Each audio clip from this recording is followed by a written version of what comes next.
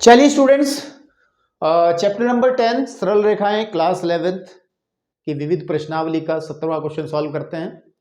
इससे पहले आप लोगों को 16 क्वेश्चंस का जो सॉल्यूशन है वो लेक्चर वाइज मिल चुका है, क्योंकि ये 24 लेक्चर है और उम्मीद करता हूं कि सभी लेक्चर्स आपने देखे होंगे।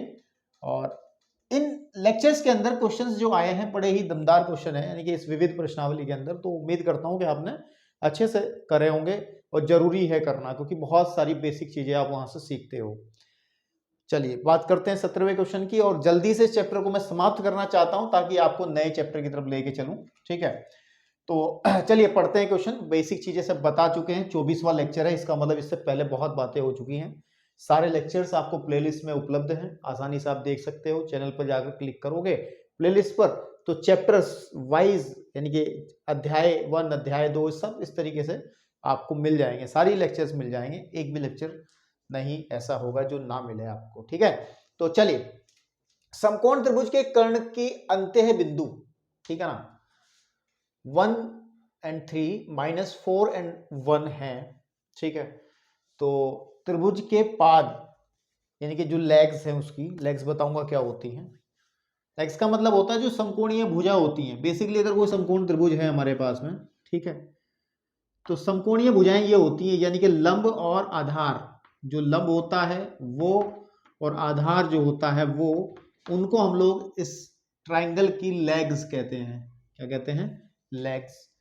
और समकोणीय भुजाएं भी कहते हैं, या त्रिभुज का पाद भी इन्होंने कहा है। ठीक है, क्वेश्चन में इस्तेमाल किया है। ठीक है, ओके। हमें इक्वेशन ज्ञात करनी है, इनका समीकरण हमें ज्ञात करना है। तो देखिए किस तरीके से करना है इस क्वेश्चन को।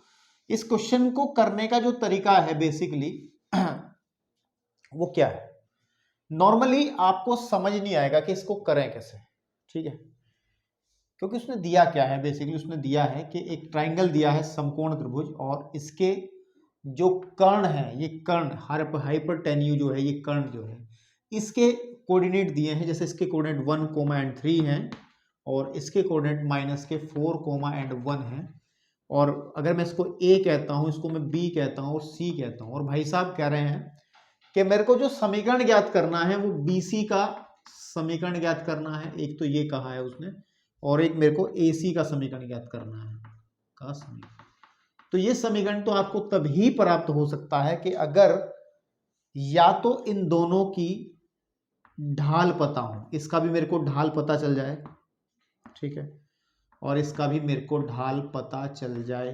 ठीक है, या ढाल अगर नहीं पता चल पाता है तो सीधी बात है, अगर ये कोऑर्डिनेट पता चल जाए, सी के निर्देशांक, तब भी आप आसानी से BC का इक्वेशन और AC का इक्वेशन निकाल लोगे, समीकरण मतलब, है ना। अब ढाल कैसे पता चले? ढाल के लिए हमें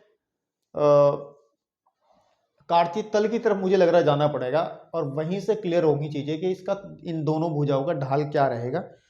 तो क्योंकि बिंदु भी वहां से क्लियर हो सकते हैं, ठीक है ना, देखते हैं। लेकिन मैं ऐसे नहीं हो पाएगा, तो हम लोग इसको कार्टेशियन प्लेन में बना करके करते हैं, देखते हैं उसमें कहां पर ये स्थिति बनती है। ठीक है, तो एक चित्र बना लेते हैं। सपोज कर लीजिएगा कि ये हमारे पास में एक्स एक्सिस और वाई एक्सिस का एक सिस्टम है, और यहाँ पर मूल बिंदु है। तो अगर मैं इस पॉइंट को इसमें कहीं दिखाने की कोशिश करूँ 1,3, तो 1,3 मतलब x is equal to 1, y is equal to 1, 2 और 3, लगभग कहीं ना कहीं यहाँ पे एक पॉइंट बनेगा। ठीक है बेटा, ओके। यानी कि ये जो पॉइंट है, इस पॉइंट को हम कह सकते हैं ये 1,3 एक पॉइंट है। ठीक है, इसका नामकरण अभी कर दूंगा।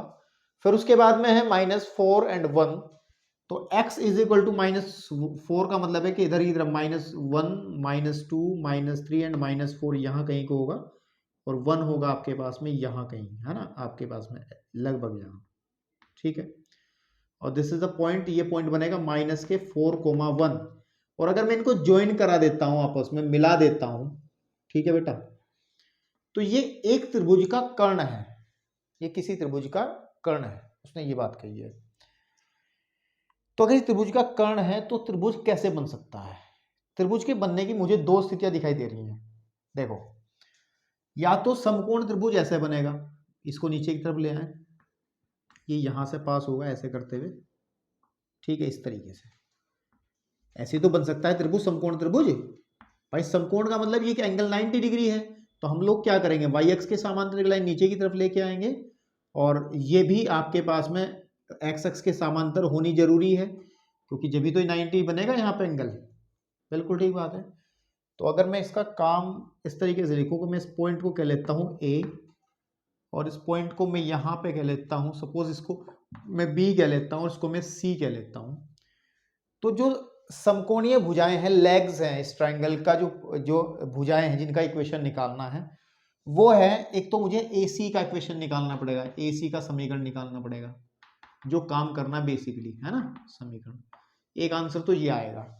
एक बनेगा मेरा BC का समीकरण मुझे निकालना पड़ेगा, का समीकरण, ठीक है ना। दो स्थिति, लेकिन एक अगर दिमाग थोड़ा सा लगाया जाए तो हमारा समकोण त्रिभुज ऐसे भी तो बन सकता है कि अगर हम इसको ऊपर ऐसे करके यहाँ पे इट्स कम फ्रॉम देयर, इस तरीके से भी तो बन सकता है ना। अगर मैं इस पॉइंट को C डैश कह दूं, भाई ऐसे भी तो हो सकता है, अगर मैं इसको छुपा लूं ऊपर की तरफ भी तो हो सकता है या नहीं। कोई नीचे थोड़ा ही हो, ऐसा थोड़ा ही है कि यही होगा। दो केस बन सकते हैं और तीसरा केस बनेगा नहीं, ठीक है ना। तो दो त्रिभुज बन सकते हैं। तो इसका मतलब है इस कि जो समकोणीय भुजाएं हैं वो दो हो सकती हैं। AC तो है ही है, साथ साथ में AC डैश भी हो सकती है, AC डैश भी हो सकती है, इसका भी समीकरण हमें निकालना पड़ेगा।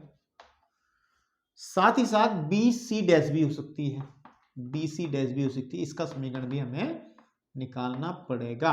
तो ये चार इक्वेशन निकलेंगे और वही चार आंसर हमारे होंगे, ठीक है। तो कोई बड़ी बात नहीं है अगर आपने चीजें अच्छे से समझी हैं, कोऑर्डिनेट ज्योमेट्री की, निर्देशांक ज्यामिति की, तो उम्मीद करता हूं कि ये क्वेश्चन आप अपने आप आराम से बहुत अच्छे से कर लेंगे। क्योंकि मेरे को एक चीज दिख रही है इसमें, अगर मैं चलता हूं चित्र से, मैं हल कर रहा हूं क्वेश्चन, मैं चित्र से ही बात कर रहा हूं, चित्र से आप अगर देखें BC जो है, BC क्या, पहले AC ले लो, AC जो है वो समांतर है X अक्ष के, ठीक है। आप देखो ना, ये AC जो है वो समांतर है X अक्ष के, और आपको पता है कि ये जो AC X अक्ष के समांतर है तो इसका जो स्लोप होगा, ढाल होगा, वो कितना होगा, 0 होगा, है ना। वैसे ढाल की बात करने की जरूरत ही नहीं है, ठीक है। क्यों? क्योंकि वो आपको पता है कि अगर हमने एक बात सिखाई थी, एक्स एक्सिस वाई एक्सिस, अगर कोई लाइन एक्स एक्स के समांतर है और ये डिस्टेंस आपके पास में a है, देन इसको हम y is equal to a equation लिख सकते हैं, है ना। तो अगर आप ध्यान से देखें तो ये डिस्टेंस कितनी है, ये 1 है ना, ये 1 है ना, क्योंकि 4 -4, 1 है, तो ये 100% ये डिस्टेंस 1 होगी आपके पास में। तो AC का इक्वेशन तब हम लिख सकते हैं, AC का जो समीकरण है, का समीकरण है वो हमारा y इज इक्वल टू 1 आएगा, या फिर इसको हम लिख सकते हैं y - 1 इज इक्वल टू 0। तो एक आंसर तो ये बना हमारा, ठीक है, एक आंसर तो ये बना है, ठीक है। जरा मैं आंसर सीट में भी चला जाऊं, क्योंकि इस क्वेश्चन को मैं बहुत दिमाग लगा के कर रहा हूं, कहीं मैं कुछ ठीक है। तो ये 10 पॉइंट विविध है ना, 10 पॉइंट तो कुछ है ही नहीं, विविध प्रश्नावली है मेरे बेटा, और विविध का ये 17 क्वेश्चन है। दो ही आंसर दिए हैं, y इज इक्वल टू 1 आ गया हमारे पास में, ठीक है। लेकिन इसमें दो आंसर नहीं, 3 आंसर आने चाहिए मेरे साथ, मैं तीनों बताऊंगा, 4 आंसर आएंगे और चारों में बताऊंगा आपको, ठीक, ओके। चलिए अब चलिए, x इज इक्वल टू हो गया हमारा कितना हो गया, x इज इक्वल टू हो गया 1। अच्छा ये थोड़ा सा इधर खिसक रहा है ना, ये यहाँ पे अगर लेके आएंगे तो ये 1, ये पॉइंट 1 बनेगा, क्योंकि हमने कहा था ना ये 1,3 है ना, 1,3, तो ये डिस्टेंस 3 है, 1 2 एंड 3, तो ये 1 है, तो 1,3 तब हुई है ये, है ना आपके पास, ओके, ठीक ठीक। अब देखो हमने निकाल लिया AC का इक्वेशन, अब निकालो BC का। तो चित्र से ही BC जो है वो समांतर है y अक्ष के, ठीक है ना। तो जो BC का समीकरण बनेगा, BC का जो समीकरण होगा उसको हम लिख सकते हैं x इज इक्वल टू, क्योंकि आपको पता है अगर कोई लाइन y अक्ष के समांतर हो और ये डिस्टेंस a हो तो इसका इक्वेशन x = a लिखा जाता है। तो ये डिस्टेंस कितनी है हमारी 1 है, ये 1 है, ये दूरी कितनी है 1 है। तो हम लोग इसका x = 1 या फिर x - 1 = 0 एक आंसर शीट में तो यही दिया है, केवल इतना सा दिया है। लेकिन मेरे बेटा ध्यान दें, इसमें एक केस और बन सकता है जो मैं आपको बता रहा हूँ। अब मैं बी सी डैश का इक्वेशन निकालूंगा पहले। अब बी डैश सी का समीकरण, अब आप देखो बी डैश सी जो है वो समांतर है एक्स अक्ष के, है ना, देख लो ना, एक्स अक्ष के समांतर है। तो ये डिस्टेंस कितनी है आपको पता है, ये कितनी है, ये है 3, आपको पता है ना, क्योंकि 1,3 है तो ये डिस्टेंस है 3। तो यहां से y = 3 या y - 3 = 0, एक इक्वेशन ये बन सकता है। ठीक है, एक आंसर तो ये हो सकता है और ये भी आंसर है और फिर ये भी है। अब दूसरा हमें क्या है, हमारा AC डैश समांतर है y अक्ष के। तो AC डैश का जो समीकरण है, अब देखो AC डैश ही है, AC डैश, इसकी ये वाली दूरी कितनी है आप देखो -4 है। तो x = -4 या x + 4 = 0, एक इक्वेशन ये हो सकता है। तो मेरे अकॉर्डिंग आपकी आंसर शीट में केवल 2 ही आंसर दिए हैं, this one and this one, but मेरे हिसाब से ये भी आंसर होने की प्रबल संभावना है, और है, प्रबल संभावना ही है। तो इस क्वेश्चन को आप ऐसे ही तैयार करें जैसे मैंने बताया है। जरा फटाफट इसको पॉज करके नोट करो, मैं बढ़ता हूं आपके नेक्स्ट क्वेश्चन की तरफ, 18 की तरफ। ठीक है बेटा, चलिए बेटा एक और बेहतरीन सवाल, और शब्दों का बड़ा खेल है इस सवालों के अंदर। जितने भी सवाल अभी आ रहे हैं उनमें थोड़ी सी लैंग्वेज में बहुत दम है। दम का मतलब कि एक ऐसी भाषा का इस्तेमाल किया गया है जिसमें बच्चा थोड़ा सा कंफ्यूज, सीधी सीधी भाषा गणित वाली नहीं है, कहीं फिजिक्स घुसाया है तो कहीं, जैसे इससे पहले वाले क्वेश्चन के अंदर हमने अभी क्या किया था हमने इससे पहले वाले क्वेश्चन में भी एक अजीब सी भाषा ही हमने देखी थी।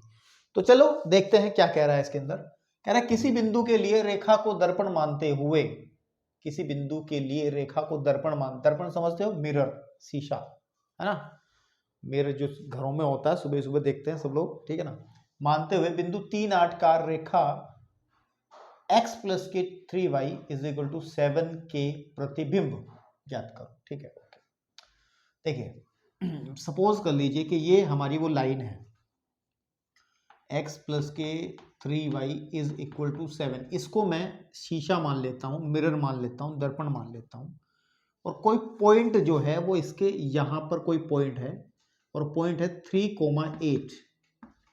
अब 3,8 का प्रतिबिंब कहाँ बनेगा इसमें, आप जब शीशे के सामने खड़े होते हैं, दर्पण के सामने, आपने नोटिस करा होगा कि जितनी दूरी पर जितनी दूरी पर हम खड़े होते हैं हमारा प्रतिबिंब उतनी ही दूरी पर पीछे समतल दर्पण में बनता है ना।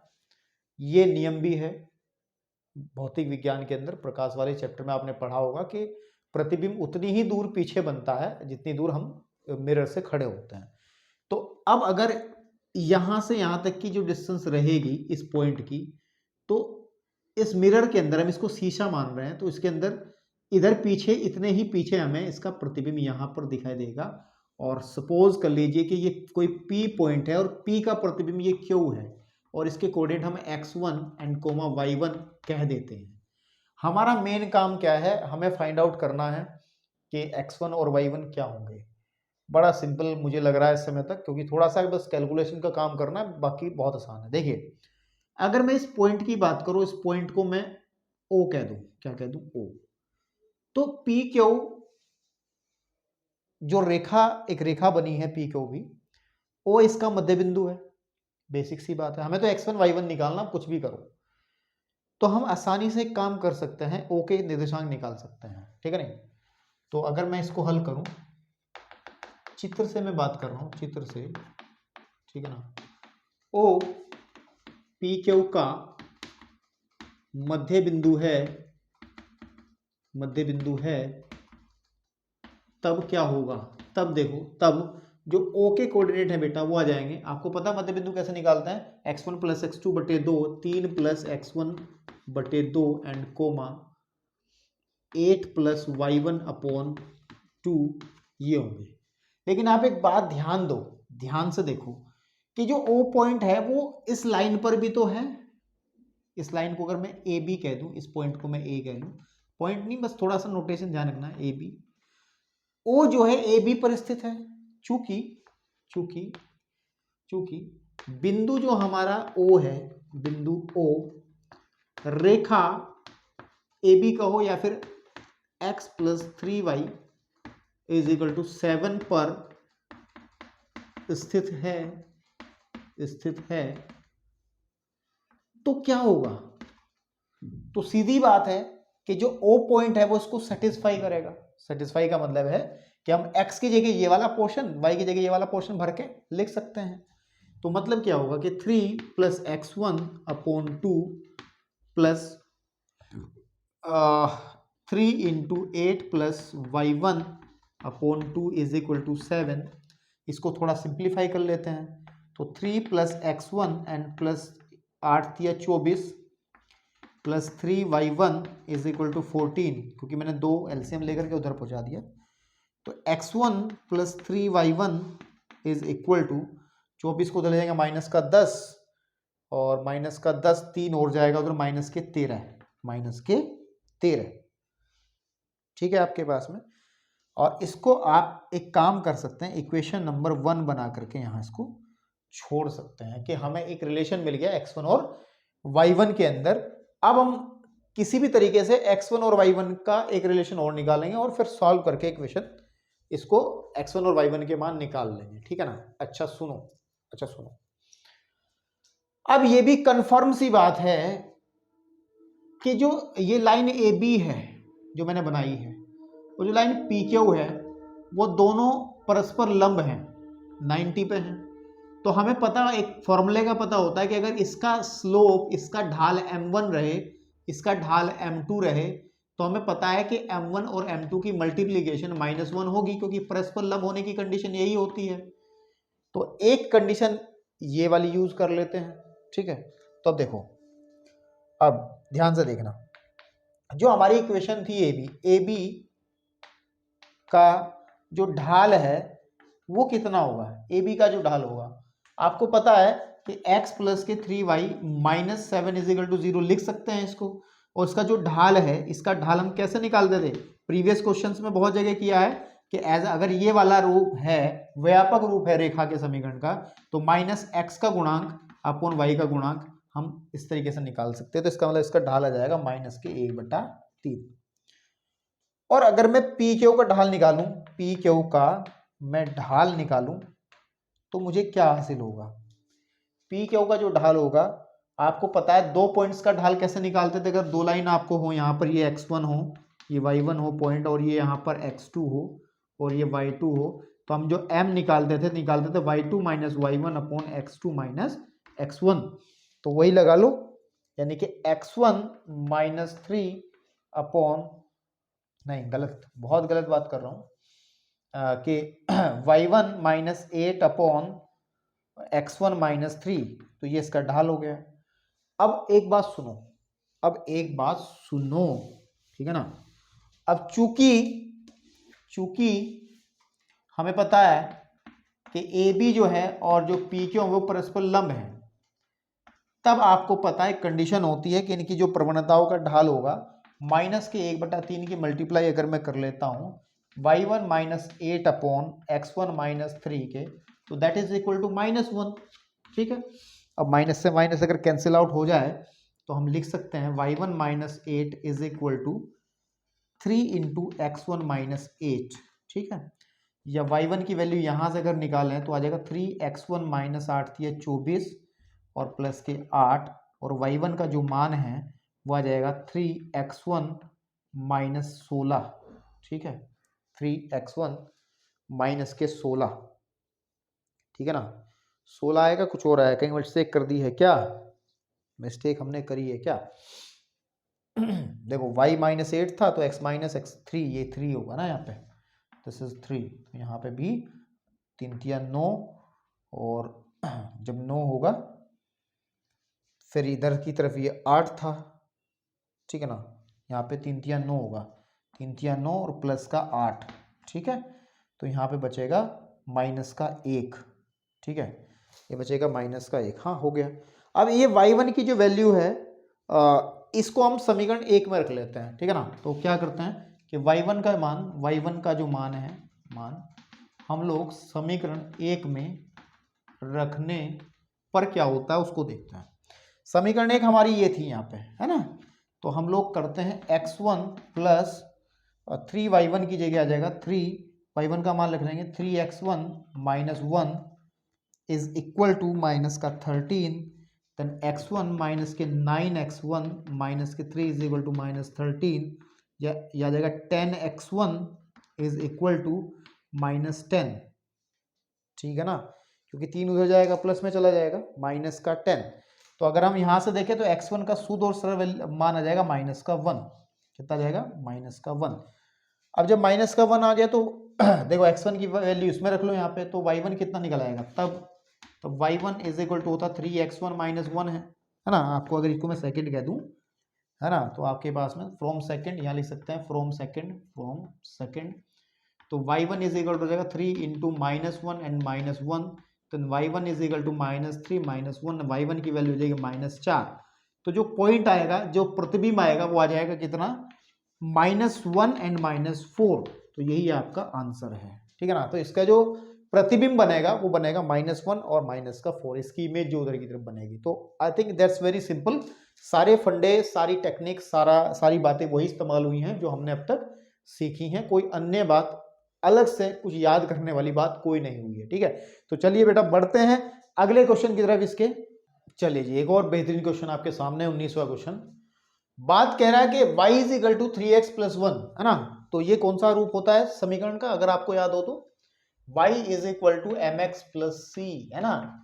ये होता है ढाल रूप, है ना, आपने पढ़ा है, उम्मीद करता हूं पता भी होगा कि y is equal to 3x plus 1 और 2y is equal to x plus की 3 रेखा y is equal to mx plus 4, mx plus 4 ही है ना, mx प्लस 4 ही है ना, हाँ 4 है, के पर समान रूप से आनत है, मतलब आनत का मतलब झुके हुए हैं।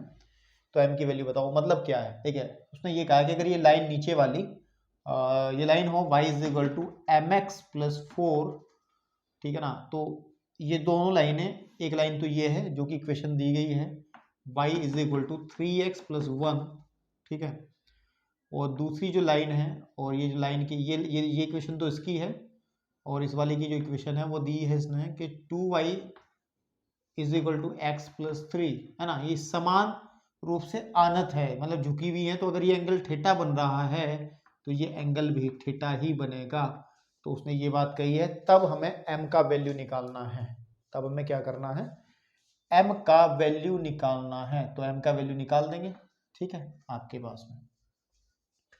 देखो सुनो, अगर दो लाइंस आपको पता होती हैं, आपको हमने बताया था, ठीक है ना, और इसका ढाल m1 हो, उसका ढाल m2 हो, द एंगल बिटवीन दैम वो कितना हो, थीटा हो, इनके बीच का कोण थीटा हो, तो tan थीटा फाइंड आउट किया जा सकता है। फॉर्मूला होता था कि m1 minus m2 upon 1 plus m1 m2 का मोड, है ना, ऐसे हम फाइंड आउट करते थे। तो उसी कॉन्सेप्ट को लगा लेते हैं, तब बात बन जाएगी। तो आप एक काम कर लो, इसका नामकरण कर लो, जैसे कि मैं इसे ए कह लूँ, इसको मैं बी कह लूँ, और सपोज कर लो ये पॉइंट हमारा सी है। तो सबसे पहले हम मान लेते हैं AC का ढाल, AC का जो ढाल है, AC का जो ढाल है उसको हम m1 कह लेते हैं। और आपको बता सकता है कि इसका ढाल कितना होगा, y is equal to 3x plus 1, तो y is equal to mx plus c वाला फॉर्म है। तो x का जो गुणांक है वो हमारा डायरेक्टली ही क्या आ जाएगा, ढाल आ जाएगा, यानी कि 3 इसका ढाल है। फिर अब बात करते हैं हम ढाल किसका, BC का ढाल, BC का जो ढाल है उसकी बात करते हैं, उसको हम m2 कंसीडर कर लेते हैं। और उसका जो ढाल होगा, इक्वेशन दी गई है 2y is equal to x plus के 3, तो इसको पहले इस 2 को हटाओ, क्योंकि y बराबर mx प्लस c की फॉर्म में अगर बनता है तो ये m ढाल होता है। तो y को बिल्कुल नंगा करो, यहाँ से 2 हटाओ, 2 बट्टे में यहाँ कर लो, 2 बट्टे में यहाँ कर लो, तो 1/2, है ना। x का गुणांक कितना बनेगा, 1/2, तो इसका ढाल आ जाएगा 1/2। और अगर हम AB की बात करें, AB का जो ढाल है वो उसको कहते हैं हम m ही है, वो तो हमारा m ही है, क्योंकि AB क्या है, y is equal to mx plus 4, तो ये जो m है यही तो ढाल होता है, ठीक है। अब सुनो, अब सुनो, अब सुनो, अब सुनो, अब सुनो, अब सुनो, अकॉर्डिंग टू क्वेश्चन उसने ये कहा है, ठीक है ना, उसने ये कहा है कि इनके बीच का जो एंगल है, मैंने इसकी ढाल को क्या कहा है, इसके ढाल को मैंने m1 कहा है और इसके ढाल को मैंने, ठीक है ना, m2 कहा है। वो अलग बात है, m1 की वैल्यू 3 निकल आई है और m2 की वैल्यू 1/2 निकल आई है और इसका जो ढाल है वो m ही है। तो अकॉर्डिंग टू क्वेश्चन हमें ये पता है कि इन दोनों रेखाओं के बीच का एंगल थीटा है और इन दोनों भी रेखाओं के बीच का एंगल भी थीटा है। तो सीधी सी बात है, अगर मैं tan थीटा निकालूंगा, है ना, इन दोनों साइड्स को लेकर, तो बनेगा कि m1 minus m2, m1 minus m2 नहीं आएगा क्योंकि m1 माइनस दूसरी लाइन का ढाल कितना है, m2 की जगह काम करेगा m, तो m1 माइनस m और 1 प्लस के m1 m का मोड ये आ जाएगा। साथ ही साथ एक चीज और, अगर हम इन दोनों रेखाओं के बीच का एंगल निकालेंगे tan थीटा, तो थोड़ा नीचे लिखता हूं मैं, तथा करके लिख लेते हैं, तथा जो tan थीटा है वो ऐसे भी निकाला जा सकता है जब हम इसकी बात करते हैं, तो m2 है ना, क्या जाएगा, m2 minus m upon 1 plus m2 m, ठीक है। बिकॉज दोनों एंगल इक्वल हैं तो हम दोनों पार्ट्स को बराबर रख सकते हैं, तो m1 minus m upon 1 plus के m1 m का जो मोड है it should be equal to mod of m2 minus m upon 1 plus m2 m, ठीक है बेटा। अब एक बात सुनो मेरी, मोड हटाएंगे कैसे, इन मोडों से मुक्ति कैसे मिलेगी, इन जो हमारा पॉजिटिव वैल्यू मिलती है, तो सीधी सी बात है, हम एक काम करते हैं, देखो m1 minus m upon 1 plus m1 m जो है बेटा, इसकी जो वैल्यू मिलेगी हमें मिलेगी या तो प्लस की मिलेगी या माइनस की मिलेगी, और किस वाली, इसका मोड हट जाएगा, m2 minus m upon 1 plus m2 m, ठीक है। मेरे को m की वैल्यू निकालनी है, बहुत सरल हो गया सवाल अभी है, ठीक है। आपको क्या करना है, देखो m1 की वैल्यू भरिए पहले, विच इज 3, तो हम लोग ले रहे हैं, देखो इसमें दो चीजें हैं, एक बार प्लस लेने पर एक बार माइनस लेने पर, तो पहले हम प्लस कंसीडर करके चलते हैं, प्लस लेने पर, ठीक है।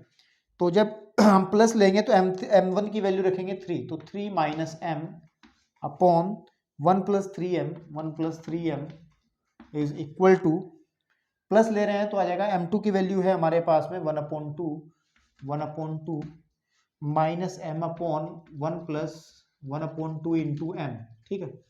तो उसको हम सॉल्व करेंगे, अब अच्छे से कैलकुलेट करेंगे, ठीक है।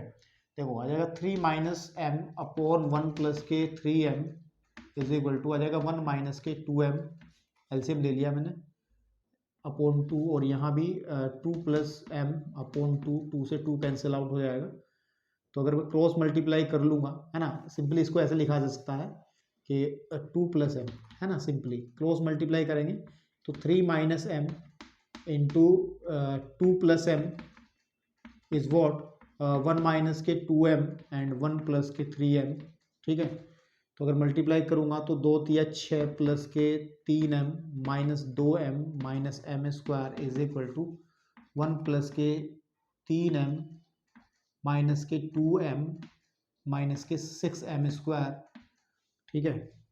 अगर आप ध्यान दो कि 3m से 3m कट जाएगा, ठीक है, और 2m से 2m भी कट जाएगा, ठीक है बेटा। और अगर देखा जाए कि मैं इस 6m स्क्वायर को उधर ले आता हूँ, माइनस m स्क्वायर पहले से है ही, प्लस के 6m square is equal to 1 minus 6, इस 6 को उधर लेके जा रहा हूँ, तो यहाँ जाएगा प्लस के 5m square is equal to minus 5 sorry, and m square is equal to हो जाएगा -1।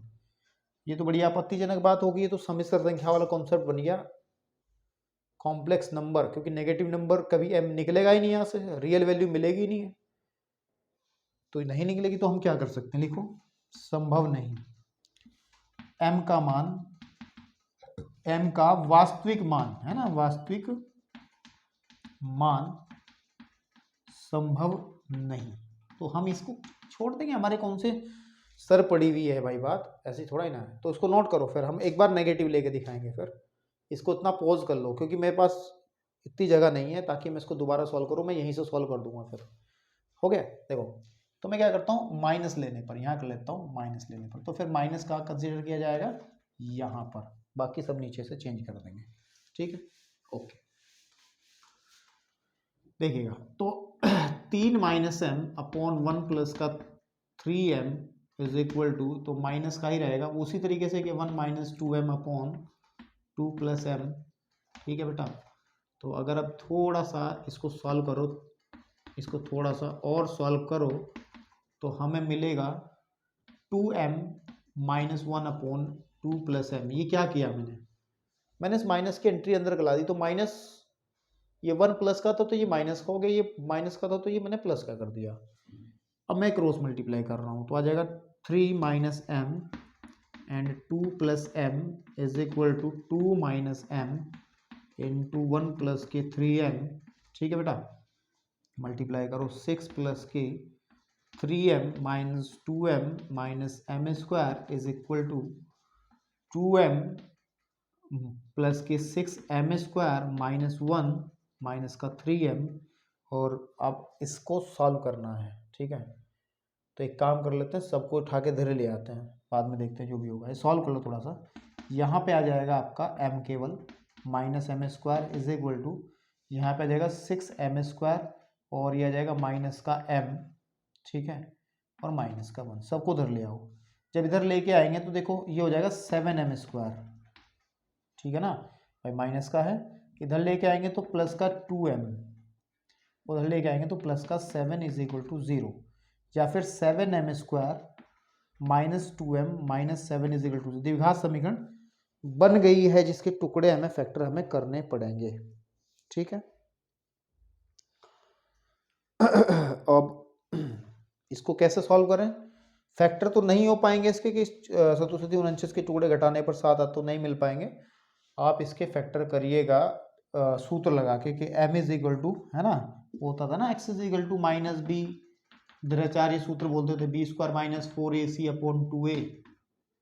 आंसर भी इसका बड़ा डेंजरस सही आ रहा होगा पीछे, ठीक है ना। तो m इज इक्वल टू हो जाएगा माइनस बी का मतलब माइनस 2, है ना, minus 2 plus minus under root of B square का मतलब आ जाएगा 4, ac का मतलब आ जाएगा 4 इंटू 7, सॉरी 7 इंटू 7, चूंकि ये माइनस का तो बीच में प्लस हो जाएगा, अपॉन 2a का मतलब हो जाएगा 14।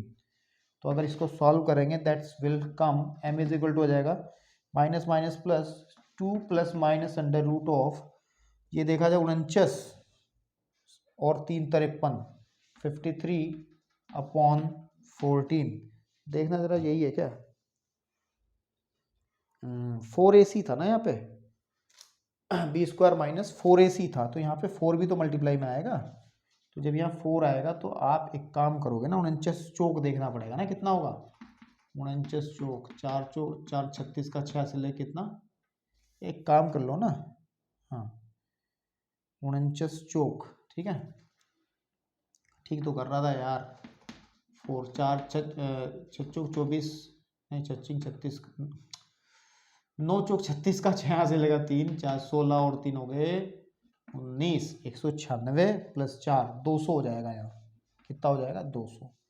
m इज इक्वल हो जाएगा 2 प्लस माइनस 200 को हम कैसे कन्वर्ट कर सकते हैं भाई, 10 अंडर रूट 2 अपॉन 14, ठीक है। अब 2 कॉमन निकालना है तो m इज इक्वल हो जाएगा 1 plus minus 5 under root 2 upon 7। तो मेरे हिसाब से आंसर ये आएगा इसका, क्योंकि ऊपर से 2 कॉमन निकालोगे ना तो नीचे से ये 14 भी तो कट जाएगा ना, 14 कट जाएगा फिर, ठीक है। तो क्या आंसर दिया गया है पीछे इन्होंने, 1 प्लस माइनस, बिल्कुल ठीक आंसर है, बिल्कुल ठीक है। चलिए बढ़ते हैं क्वेश्चन नंबर 20 की तरफ, है ना, क्वेश्चन नंबर 20। चले बेटा, क्वेश्चन नंबर 20 के अंदर भी एक भाषाओं का खेल है, बाकी सब बहुत आसान है ना। तो क्या कह रहा है, यदि एक चर बिंदु का मतलब है जो बदलता रहता है, वेरिएट होता रहता है ना, क्योंकि x और y है, x का मान बदलेगा, y का मान बदलेगा तो पॉइंट बदल जाएगा ना। तो चर बिंदु का मतलब है ये चलता फिरता रहता है, बदलता रहता है। भाई आपको पता है कि अगर हमारे पास में एक पॉइंट, ये पी एक्स वाई कह रहा हूं मैं, ये एक चर बिंदु है। चर का मतलब है अगर मैं यहाँ देखूंगा तो सपोज कर लो P12 है, यहाँ देखूँ तो P23 हो गया। तो आप देख पा रहे हैं ना कि ये पॉइंट जो है वो बदल रहे हैं, तो इसको हम चर बिंदु कहते हैं, जो वेरिएट करता रहेगा, हमेशा बदलता रहेगा, है ना। आपको इतनी तो जानकारी रही होगी छोटी क्लासेस से कि चर क्या होता है जिसका मान बदलता है ना, स्थिर नहीं होता, ये कह सकते हैं। पी चर बिंदु पी एक्स वाई की रेखा हो, एक्स प्लस के 2y और 3x minus 2y plus 7 is equal to 0 से लांबिक दूरियों का जो योग है 10 रहे, तो दर्शाइए कि P अनिवार्य रूप से एक सरल रेखा पर गमन करता है। गमन का मतलब चलता है, ठीक है। तो देखिए क्या कहना चाह रहा है यार ये।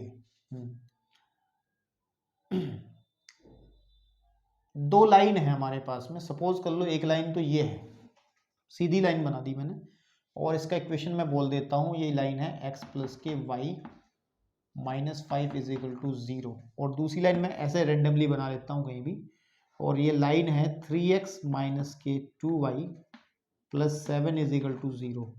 इनके बीच में कहीं भी एक पॉइंट है P, that is x comma Y, और इस P से इनकी लांबिक दूरियों का मतलब अगर मैं इससे इस पर लंब डाल दूं पहले वाली लाइन पर, और फिर इससे इस पर लंब डाल लूं दूसरे वाली लाइन पर, तो इनका जो योग है, अगर मैं इस लंब की लंबाई को मैं कह लेता हूँ P1 है, और इस लंब की लंबाई को मैं इधर वाले को P2 कह लेता हूँ, ठीक है ना। आपके पास में स्मॉल P1 P2 कह लो, कोई दिक्कत नहीं है।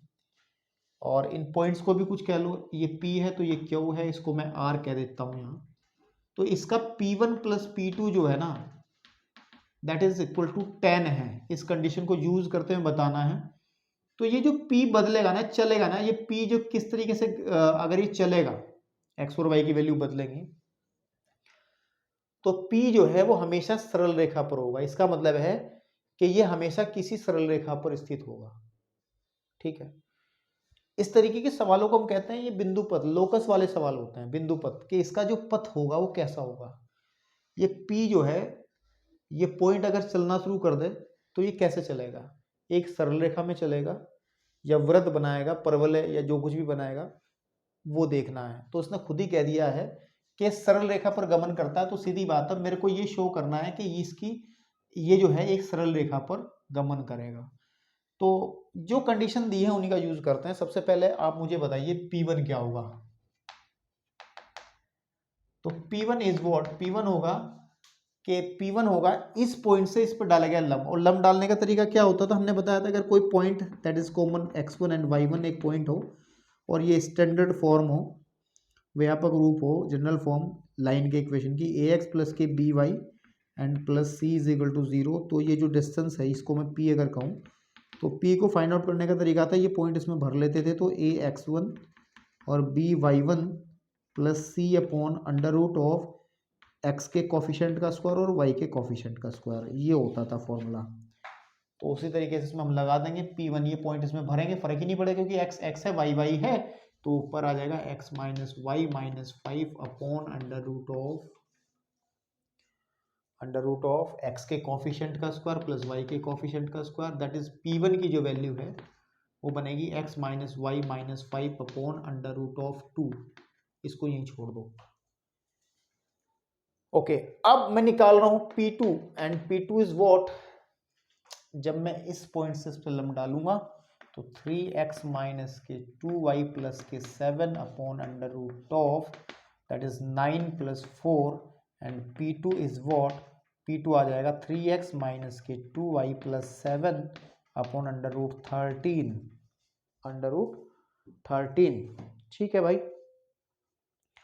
अब अकॉर्डिंग टू क्वेश्चन उसने बात क्या दी, उसने कहा है कि P1 plus P2 is equal to 10 है। According to question P1 plus P2 is equal to 10 है, तो P1 की जो वैल्यू है वो रखो आप कि x minus Y minus 5 upon under root of 2 plus 3x minus 2y plus 7 upon 13 is equal to 10।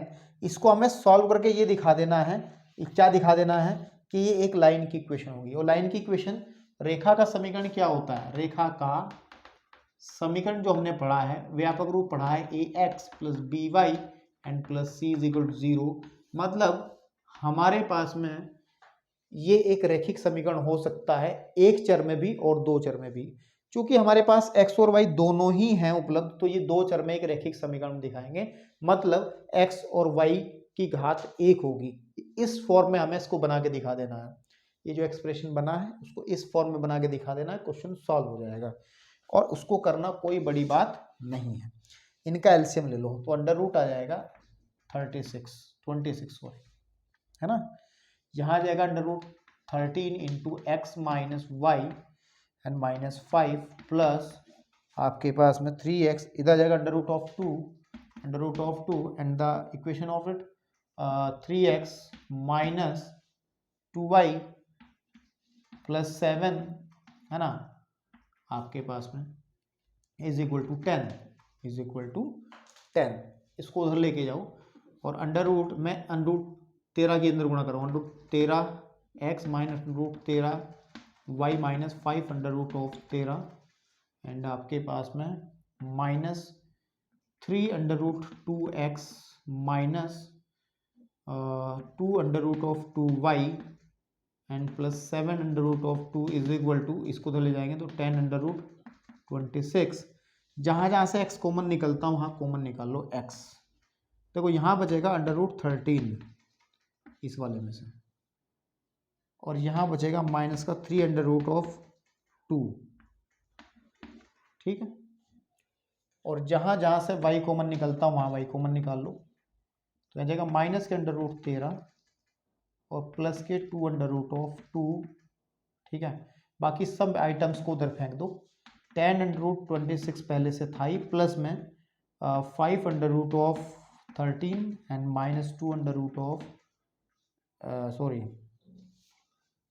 भाई 5 अंडर 13 चला गया उस तरफ, माइनस आ जाएगा 7 अंडर रूट ऑफ 2, ये आ गया, ठीक है भाई। देखो ये भी एक कांस्टेंट है, आप इसको ध्यान से देखें तो ये एक इक्वेशन ही तो है, ठीक है ना। आप लिख सकते हैं अतः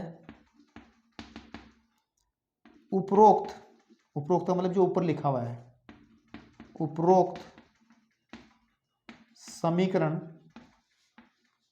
एक रेखा का समीकरण है, रेखा का समीकरण है। अतः P जो XY था, हमारा जो P था, है ना, अनिवार्य रूप से एक सरल रेखा पर गमन करेगा, क्या करता है, ठीक है। तो दैट्स वेरी, थोड़ी राइटिंग मेरी गड़बड़ है लेकिन भावनाओं को समझो, है ना, भावनाओं को समझो। चलिए पढ़ते हैं क्वेश्चन नंबर 21 की तरफ। भाई बहुत सारे क्वेश्चन थे इस एक्सरसाइज के अंदर यार।